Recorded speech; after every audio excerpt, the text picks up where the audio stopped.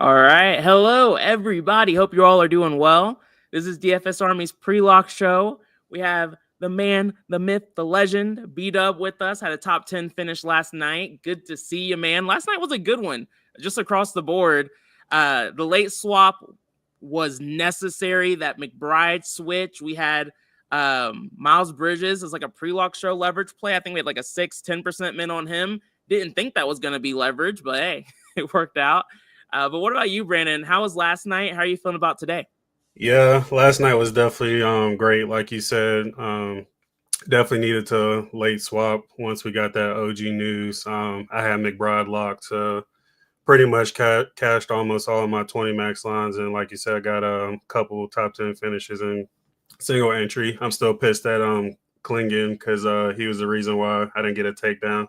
I just needed 11 points, but he was a bum last night, so it's whatever. Hopefully, we'll replicate it tonight. Yeah, it's Minus him. funny. It's funny. Last night on the show, we were talking about Klingon, and I liked him.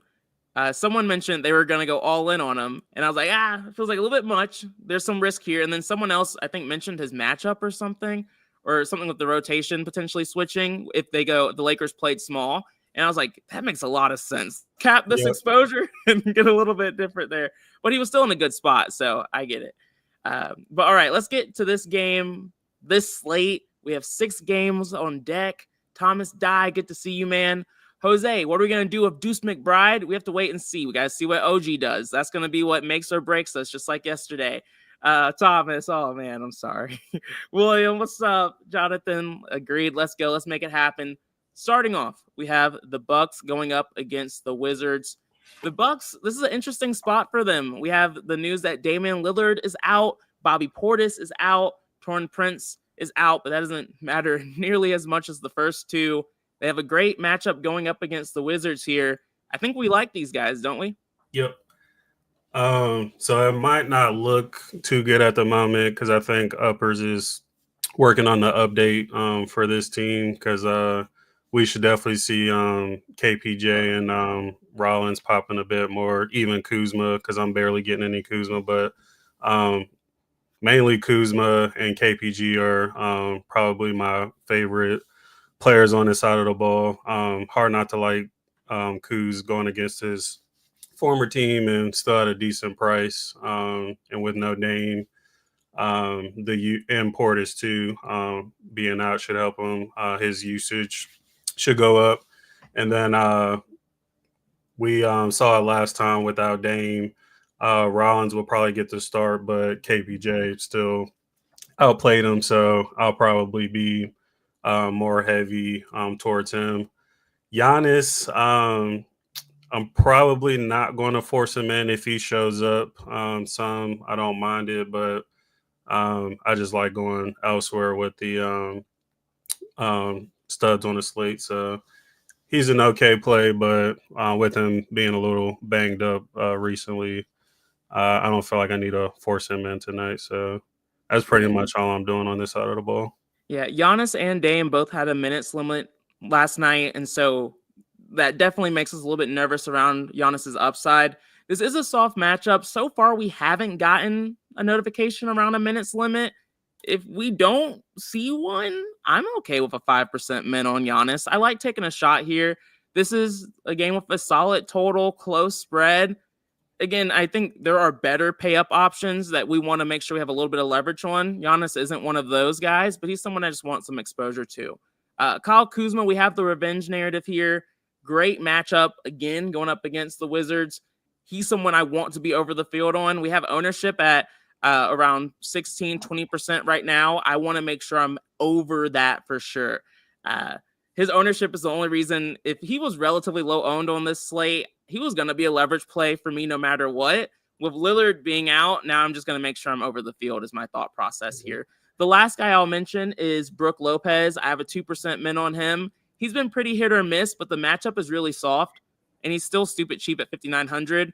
He's priced appropriately because he's not consistent, but 2% min there is interesting enough for me to want to force some exposure. And then, like you said, Brandon, we'll get exposure to guys like Kevin Porter Jr., Ryan Rollins once the Domination Station updates. Another guy I don't want to forget about who I want to have a little bit of exposure to, at least field weight 7 to 10%, is AJ Green in the mix too. He's a low usage guy. He just sees minutes, and at 3,400, I like the value. It helps me pay up for guys like Giannis. He is a shooter too, so if that shot is falling, he can definitely smash that price tag. Yeah, big if, big if, but yeah. It's possible, I guess. Yeah. All right, two-way revenge, Middleton and Kuz. You're not wrong. We'll go ahead and talk about the Wizards tonight. We did get the notification that Middleton and Marcus Smart are making their first appearance. Don't play them. Maybe you can take a shot on Marcus Smart. Don't play Chris Middleton. It's just not going to go your way. There is no revenge here. It's depression. Don't even think about it. For the Wizards, though, I like them. Jordan Poole's someone that I'm considering as a leverage play on this slate. There's a lot of guys I like, but he's just the lowest owned of the bunch. And so we like playing guards against the Bucks. And so he's someone I'm going to force exposure to. And I want to have a little bit of leverage there. And then some other guys that are standing out for me on the Wizards. This is not a spot I'm trying to get too crazy on, but I do think Marcus Smart is viable, as is Corey Kispert, but they're not showing up for me in my lines, and I'm not going to force the issue here. What are your thoughts? Are you looking at any of the Wizards, Brandon? Yeah, I love Poole tonight. Put a 10% man. Contemplating going a bit higher, like you said, and we say it every single time. Guards against the Bucks, and there's no Dame tonight too, so his matchup is even better. So I do like him. Didn't really force anyone else in. The only other one I'll probably have exposure to is Sar. I just his price. He can definitely pay that off with how he's been playing lately. And I just think with Smart and Middleton playing now, that just kind of muddies the water for everyone else. So not looking too exciting to play anyone else here. Yeah, Sar's priced well. He projects well. He sucks, though. I'm not going to lie. He's just bad. He's relatively chalky. I did absolutely nothing to him in the domination station. He is showing up in 4% of my lines, and I'm okay with that. I'm not going to X a guy out because he has shown some signs of life every so often. So, again, at that price tag, it's totally fine to have him in the mix. All right, next up, we have maybe the game of the slate. It at least has the highest total. We have the Knicks going up against the Cavs. Injury news is everything, per usual. From an injury news standpoint, we already know that, let me see, where is my injury news information? It's gone. Are you able to give me a quick update on the injury news situation while I pull it up for the rest of the games? Yep, I think we're still waiting on the OG news. He's still questionable, and then Josh Hart is still out. So, Yep, it's the Josh Hart news that we already have, which is what makes a guy like Precious, if he wasn't more expensive, more viable. He should continue to start in that spot. OG being questionable, that's the big piece here. McBride starting yesterday and OG being ruled out. That's what put him in a really good spot, and that's why he had so much success. If we see him out, he should be, and he will be, just as chalky as he was, and for a good reason. So we're going to play a shit ton of McBride if and only if OG gets ruled out. Outside of that, Cat and Jalen Brunson are in really good spots again. Are you looking at them? Yep, for now, I just have a 15% min on Brunson and 20% min on Cat. There is the highest game total on the slate, and those are just the two guys I want there.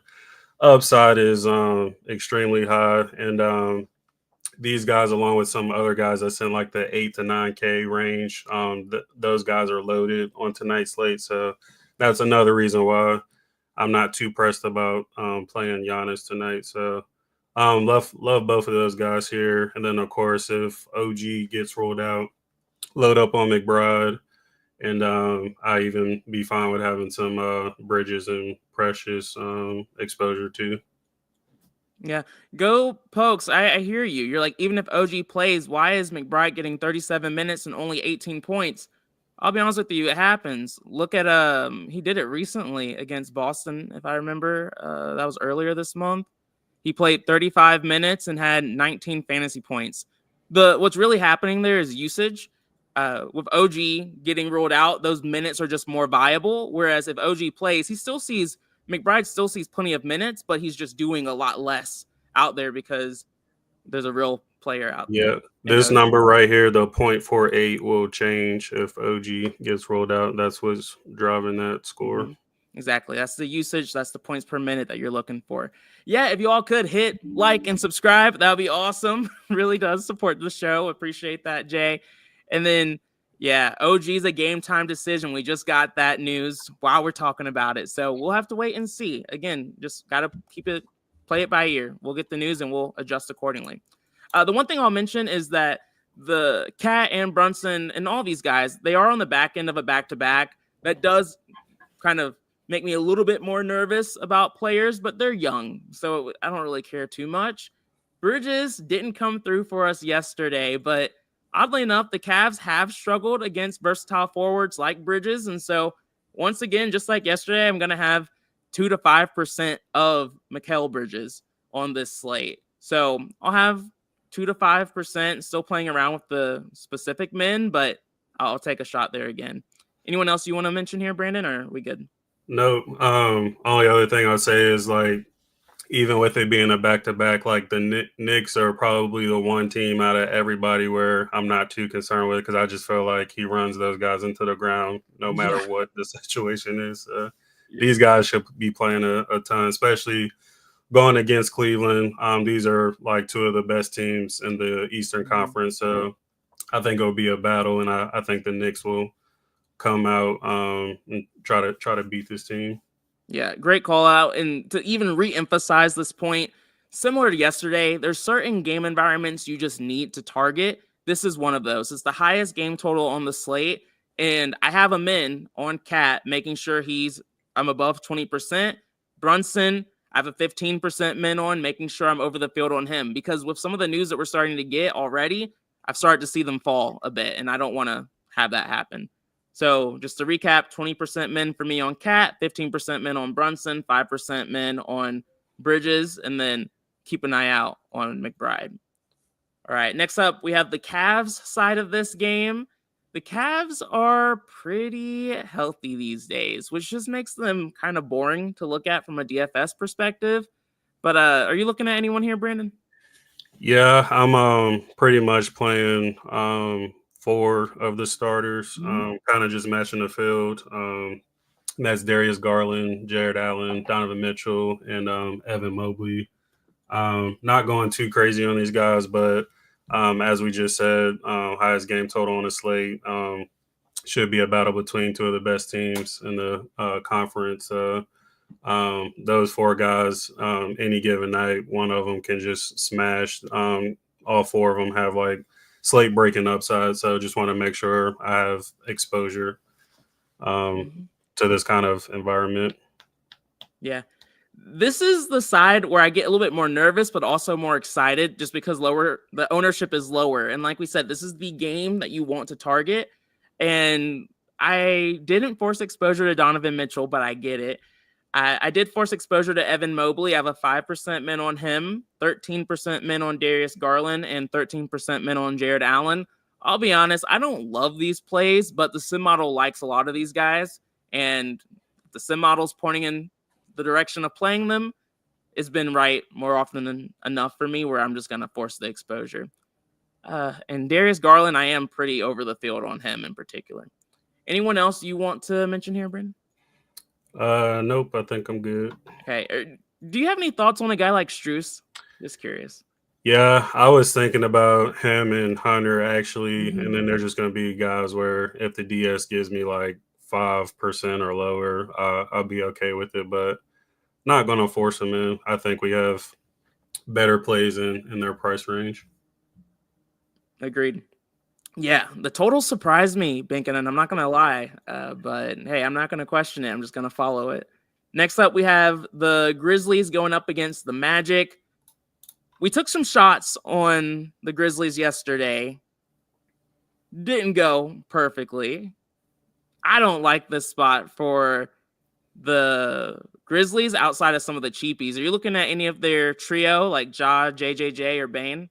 No, definitely not Ja. I don't know what's going on with him this season, but he's just straight trash. So hopefully he can start picking it up, but need to see him string a couple games together before I go back there. Jaren is man. We got better plays in this 8K range. I did think about Bane. I didn't completely rule him out because he's actually been pretty consistent, getting around 40 points a game. So we would like to see more at this price tag, but he's somebody I did consider. And then Aldama, I did put a 15% min on. It's just hard to ignore the form he's in. He has a nice string of games where he's been scoring like around 30 DK points, which is nice at this price tag. So I will be playing him. And then Vince Williams, I'm not too excited about him, but I mean, he's almost min price and is value at the small forward and shooting guard spot. So you should naturally be getting a lot of him, which I'm okay with because he makes lines work. So he's a bit volatile, but he's had a couple games where he's scored close to 20 points, which is right where we want him at this price. So just these two cheapies for me here. Graham said the Bucks players have updated. All right, we'll go back and look at them towards the end of the show. I'm looking forward to seeing who's popping now, though. For me, I'm with you. I have a like on Aldama. I have a like on Vince Williams. They're both showing up a ton for me. I'm probably going to have to limit my exposure. A guy like Vince Williams, I don't really want to be over 50% for. I'll probably end up capping him at 60, though, just because I don't want him as a core play. Aldama's showing up for me a good amount. I'm probably going to cap him around 30. Just two guys. I don't love the matchup, but their price tag is what's keeping them interesting. And so whenever that happens, I try to mitigate how excited I get over a player like that. Now, the other side of this game, I actually do like a lot of these players. We have guys like Franz, Paolo, Cole Anthony in great spots attacking Memphis. Memphis is a team I like to pick on, not really a team that I'm overly excited to play when they're healthy. So guys like Franz and Paolo, just great matchups. They are on the back end of a back-to-back, but again, when they're healthy, when they're young, I don't care as much about that. And then a guy like Cole Anthony has just been benefiting a good bit with Suggs being out. And with him starting, again, not someone I'm going to go too crazy on, but I want to be around like 5 to 10% exposure to a guy like Cole Anthony. I'll let you talk about Wendell Carter Jr. What are your thoughts around him, Brandon? Chalky Wendell can be scary, but he is still too cheap for the role he's playing. He's back in the starting line and out playing Goga, so I'm willing to eat that chalk tonight, and he'll definitely be a core play, especially in this matchup against the Grizzlies. So like him a good amount tonight. Paolo's in another great spot. Played him last night and smashed. It being a back-to-back does concern me just a bit, but I'm still going to go to him in this spot. I like his price, too, for his upside. I did have a 20% min just to make sure he doesn't fall below, but I'll be probably well over field weight. Franz, I don't mind either. I would rather go back to Paolo over Franz, but Franz has upside similar to Paolo as well. So put a 10% min on him just to make sure I had some exposure there. And then, like you mentioned, I don't mind Cole Anthony either. I have a 10% min on him. He's been playing pretty well without Suggs, and I think that continues in this spot. And I do like his price tag. Yeah, this is a spot where just like yesterday, I liked Franz. I liked Paolo more, and I feel the exact same way again today. I like Franz. I have a 11% min on him, but I have a 30% min on Paolo, making sure he shows up in every line. The back-to-back does still worry me because he is coming back from an injury, but again, the matchup's good enough where I'm not going to overthink that situation. And then I have a 5% min on Cole Anthony. And then I do have an 80% exposure maximum on Wendell Carter Jr. He's stupid cheap. He plays extremely well. I'm going to still have a ton of leverage on him. He's only showing up in about 68% of my lines right now, but I do think he'll probably continue to fluctuate somewhere between that 70 to 80 range, if I had to guess. So that's the Magic. Next up, we have a game I really don't like, primarily because I just hate these teams, but we have the Heat going up against the Raptors. For the Miami Heat, when it comes to injury news, Nikola Jovic is questionable. Then the rest of the guys, there's not really any DFS relevant news to discuss. Who are you looking at here? Bam might sound gross to some of you guys, but I do love him tonight. Raptors are still struggling down low. Poeltl's still out, so I think this is a game where he smashes tonight. Mm-hmm. And then Wiggins was just kind of a semi-auto play for me. He was popping on there, and I like his low ownership. We haven't seen too much upside from him, but it is there, and I do like the price. So I wanted to just take a low shot on him. You can always make a case for Hero, but I wasn't a huge fan. I just like other guards a bit more tonight. Yeah, not in this spot, not this matchup, not for me. But you're right. Bam's in a fantastic spot, and like you, I followed the sim on it. I have a like on him. He's showing up in about 50% of my lines. Pretty high likelihood that he'll probably end up being a core play. Some of the Milwaukee value is what's limiting him from being a core play right now. I just did a new run, and KPJ is showing up in 99% of my lines, so we'll have to see. I think that makes sense, but I'll dig deeper there. But yeah, I like Bam too there. But outside of that, I'm just not overly excited about the Heat. If Jovic gets ruled out, maybe that might change, but I'm not shooting for reasons to play those guys tonight outside of Bam. Next up, we have the Raptors going up against the Heat. For Toronto, injury news, Jakob Poeltl's out. That does give guys like Boucher, Mogbo, Robinson, continued run there, but that's not new information. So you're not going to see those guys pop too much from like a DFS perspective. Matchup against the Heat isn't one I'm overly excited about. The sim model did like RJ Barrett a little bit, so I have some interest in him, but it's still hard for me to solidify trying to lean towards him at 7,200 over some of the other cheaper options we have at shooting guard and small forward. What are your thoughts here? Or did you look at Barrett at all? I thought about it, but I just don't really like this spot for this team tonight. Quickly getting a ton of, but I know once I rerun and get the Bucks guards, he'll drop. But he's somebody I still want some exposure to. They can manage to keep his game close. He should definitely be able to pay this price tag off. So Quickly is really the only guy I like here. Yeah, we should finally see Quickly return from his injury, play a little bit more. So he's finally projecting for like more than 25 minutes for the first time in a while. And so that's why you're seeing him show up a bit more. Like you, he did fall with some of that Milwaukee value. So he's showing up in about 50% of my lines right now.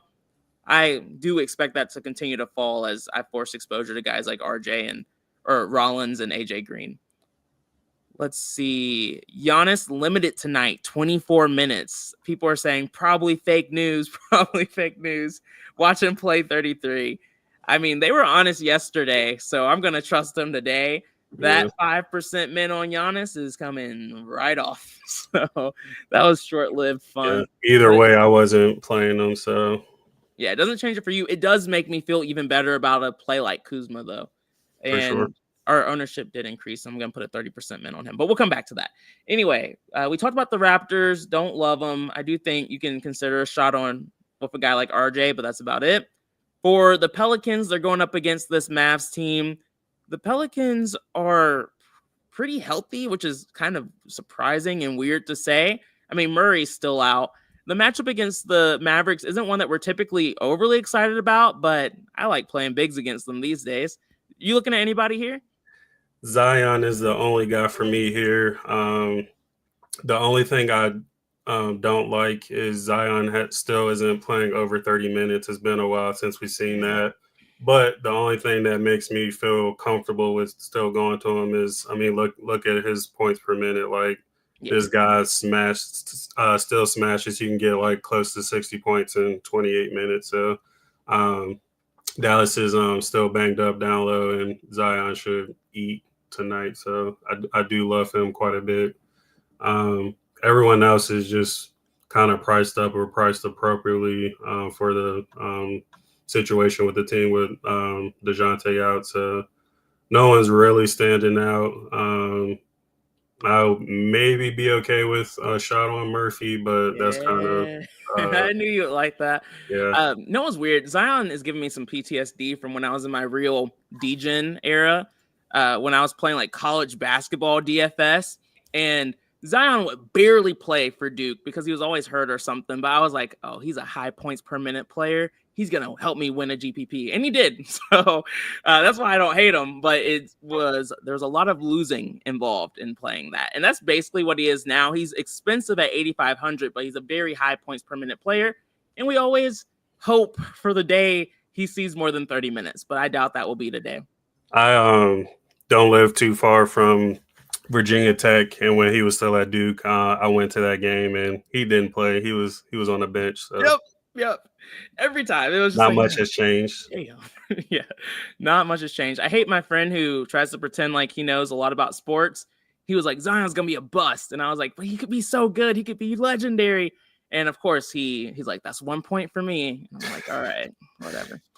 All right. For me, when it comes to the Pelicans, I have a 22% min on Zion, and I have a 5% min on Trey Murphy.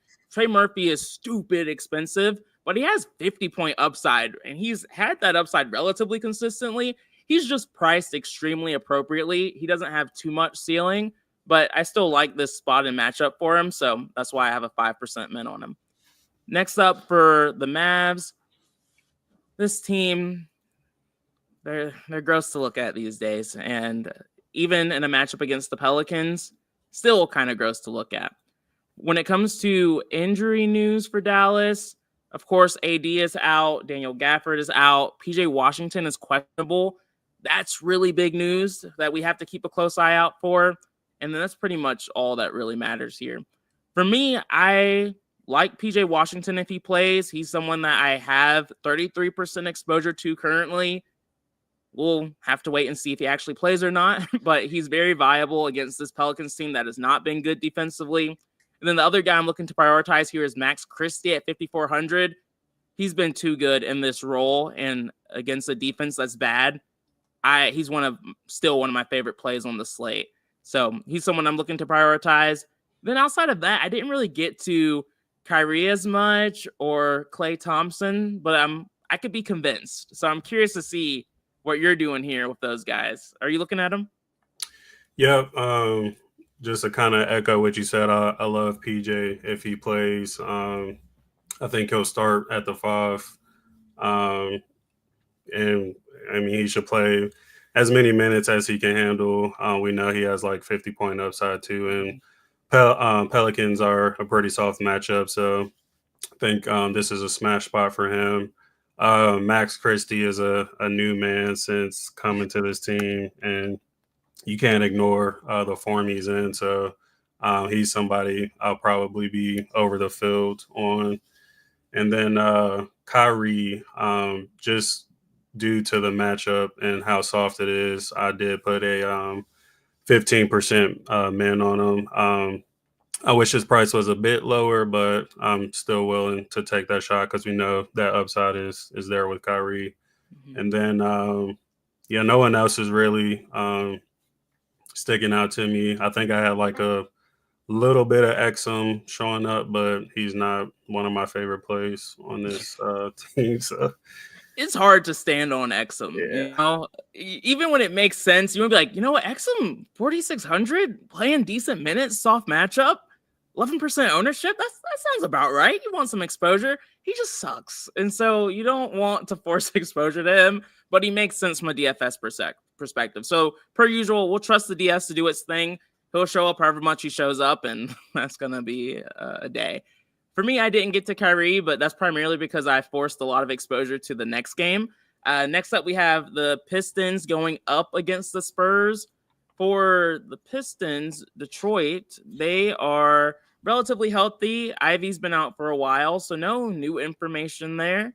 But, great matchup here going up against the Spurs these days. Who do you like, if anyone? A few guys here. Duran, I didn't really have to force him at all. He should show up naturally. He's a decent price, and no Wemby. So his this spot just got way softer for him. So huge fan of him tonight.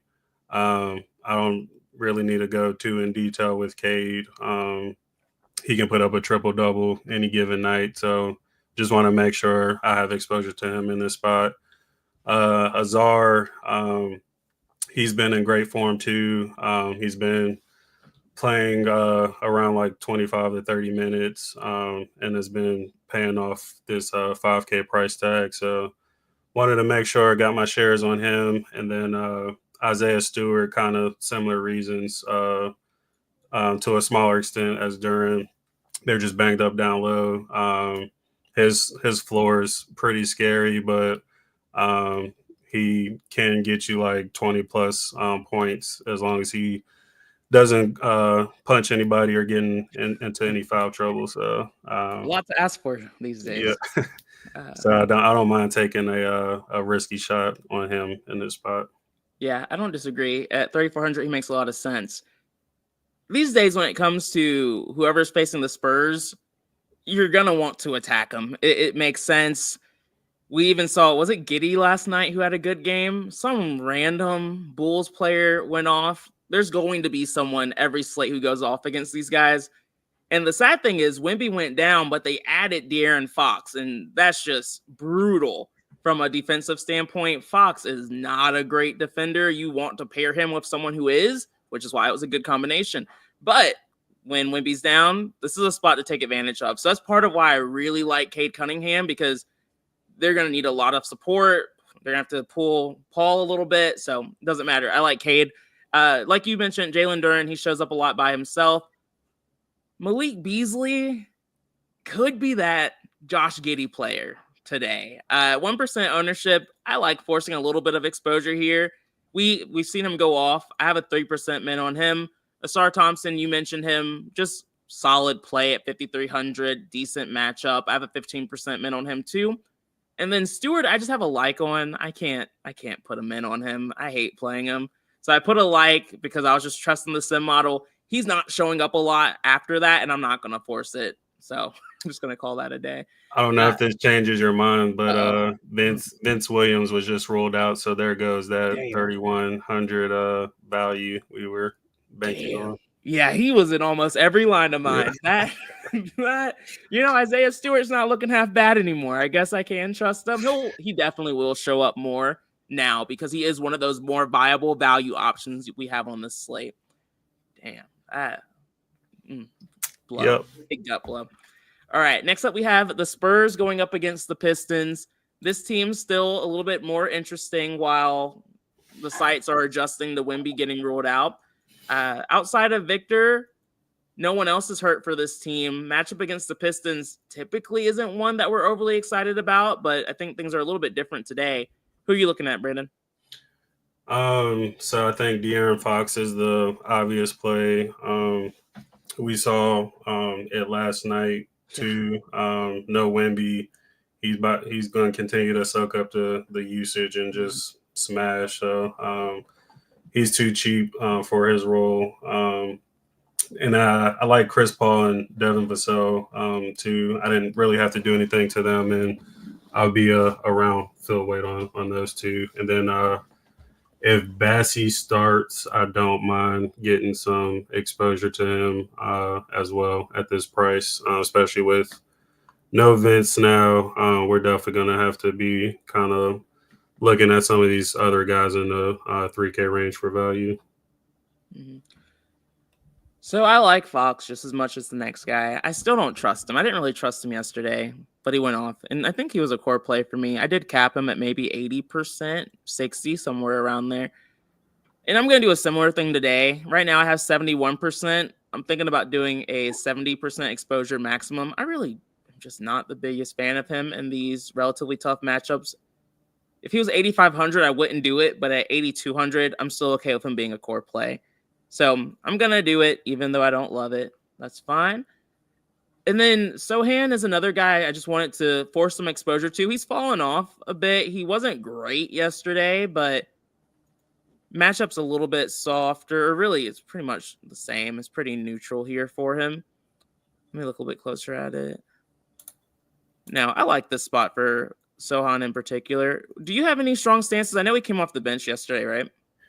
Yeah, I typically don't mind when he comes off the bench. The thing I'm not a huge fan of is his price tag increase. 5,500 is probably a little too gross for me tonight. One thing, so there's a few things I've learned I cannot get over.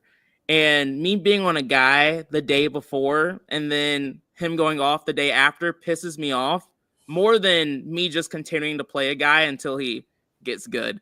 And so there's a few cases like that on some guys I've mentioned. I have men's on who I was on yesterday. They didn't go off. Then I'm really just playing again because they probably will go off now and at lower ownership. So Sohan is that guy for me. I am actually considering making him a leverage play here. I think I probably will. 10 to 15% feels about right. And that's it. I feel like we're still... So, okay, you mentioned Vassell and Paul are still showing up for you. They aren't showing up as much for me. I only have like 2% Paul and no Vassell. Do you like them enough to force them in, or would you just kind of trust the DS on that one? Yep. If they fall off for me, they're people I want to make sure I have exposure to. Also, OG is playing tonight. Well, we can't have nice things, you know? We we wanted to have another McBride night, but in a way, I'm kind of happy OG's playing. Are you going to play OG? No. I will pass. I would have last night. I would have. Today at 6,400, that's going to be a pass for me too, but it was worth a conversation. I'm looking back at the Knicks roster and taking the like off of McBride. It's a little disappointing. Yeah. Just Cat and Brunson for me. Yep, just Cat and Brunson and a little bit of Bridges and a little bit of Bridges. He's another one. He's the other example of a guy I liked yesterday who didn't go off, and I'm going to play him again today. But yeah, I mean, that's pretty much everything, y'all. We'll go back and look at the Bucks. Let's see. Yeah. Oh, yeah. A lot of dark green now. Yeah. Very different. So, yeah, like I mentioned earlier, these three guys up top priorities for me. Mm-hmm.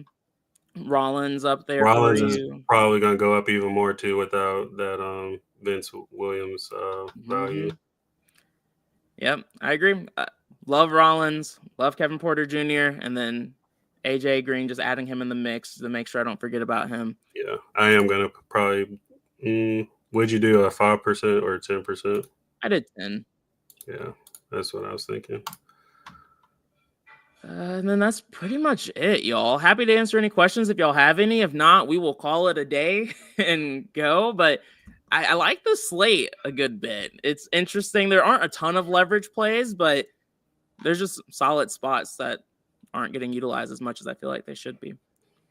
So, all right, we will be around in the Discord if you all need anything.